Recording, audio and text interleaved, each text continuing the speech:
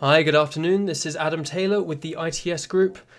In the last set of videos, we have set up our entire LanSchool desktop fleet. It's all configured, it's all structured, everything's working well.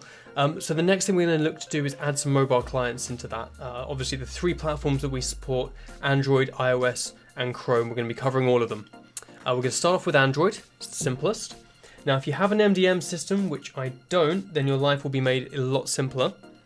All you need to do is just grab the app, and that's easily found. You can just go to, Google LanSchool Student Android, and it'll be the first result. There it is. So you can push this out to your Android devices through your MDM system. If you just have the one device and you want to test it, then you can grab it from the Google Play Store on the device itself, get that installed, which is what I'm going to do right now.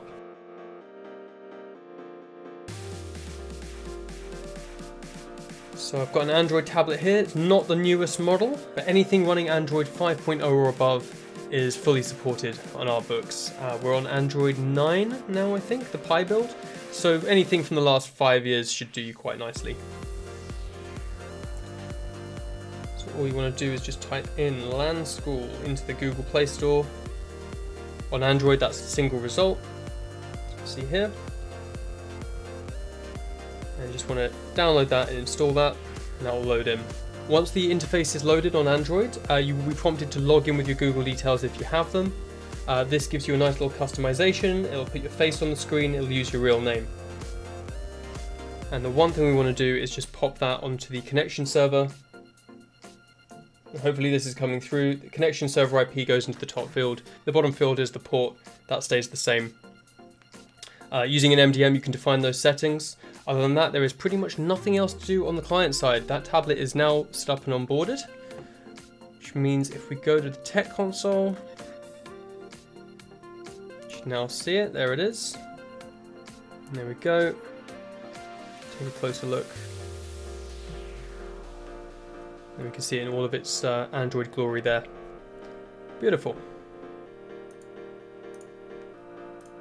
So that will be monitored for as long as the Android tablet stays on at this point. Just turn off the screen again so the thumbnail's gone blank. That's it for Android. We should also see that on the connection server as well.